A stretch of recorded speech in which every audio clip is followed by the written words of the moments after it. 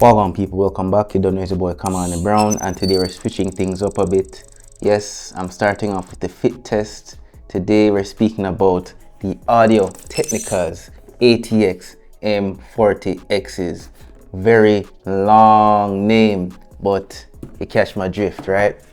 Very awesome, very premium budget studio headphones. And today I'm about to give you guys a review, more so my thoughts of using this thing. Now, this is a huge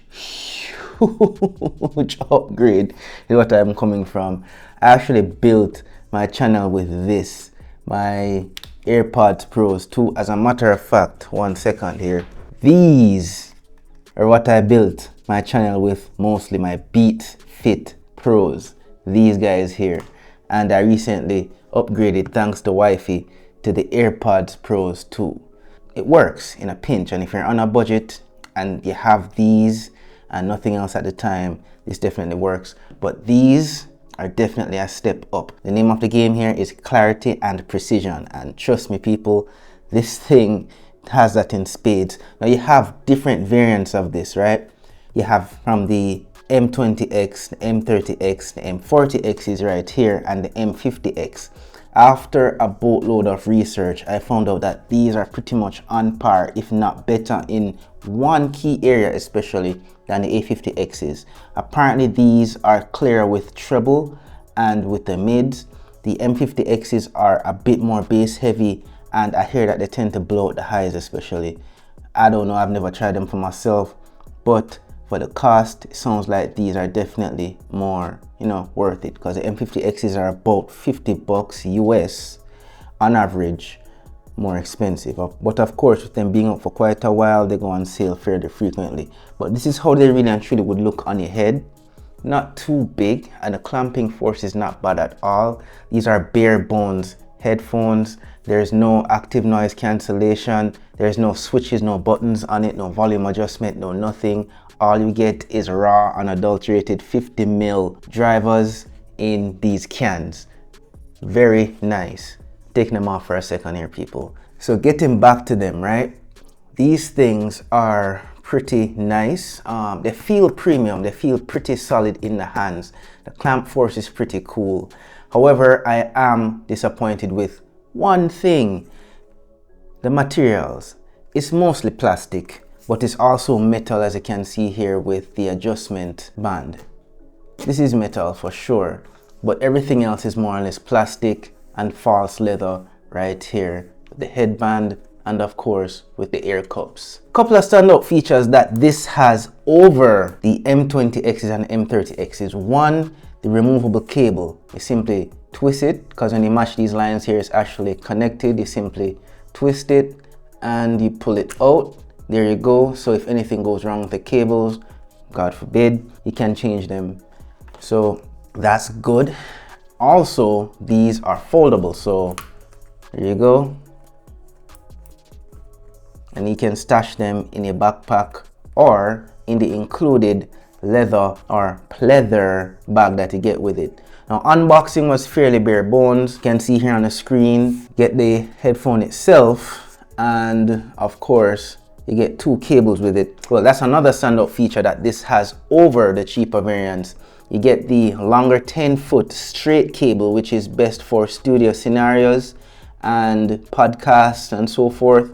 And then you have this one here, the shorter one, which is my go-to when I'm working at my desk, which actually has these coils, these expandable coils, but at the same time, if you need it to be long, it can be long, and it helps a lot with cable management, especially when you're working at your desk. So this is my go-to, really and truly. And you also get that big studio headphone jack. I don't even know the size, guys. I mostly use 3.5mm headphone jacks, of course, with my Mac Studio and my phone or whatever. Well, phones don't have headphone jacks anymore. But if you have a studio setup with a robust pro level audio DAC and sound system and whatever, Audio Technica has you covered. So they give you pretty much exactly what you need to get going and nothing more. And these are just bars to the wall sound, quality sound in the palm of your hand and on your head.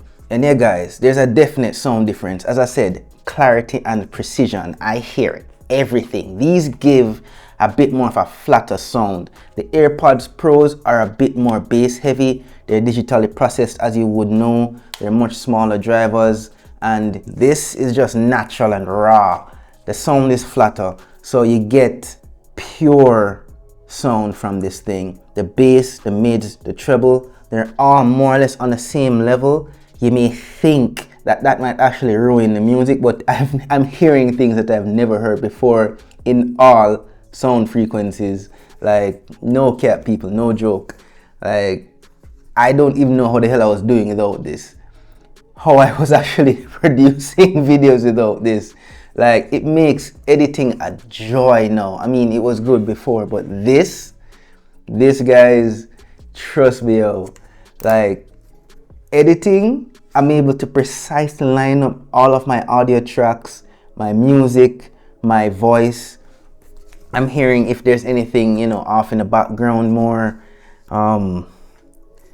Yeah guys, this yo, in Jamaican terms, I'm thinking a shot worth every penny. And really and truly, depending on where you're located, I advise you to give them a shot. And you know, if you don't like them, return them. You know, but if you don't, even if you can't return them, I guarantee you that you won't want to. Get something good and done though, people. You have cheaper variants, but this one for sure I can vouch for, worth every penny. I don't believe you even need the A50Xs, ATX M40Xs. The names are long. But yeah, that's about it. I mean, it's balls to the wall, people. Like, really and truly, just pure. This is just pure audio. There's not much else to say about it. As I said, it's bare bones. You have the removable headphone jack here. You know, the 180-degree swivelable ear cups that can be folded inwards like this. That's about it. The clamp force, as I said, isn't bad.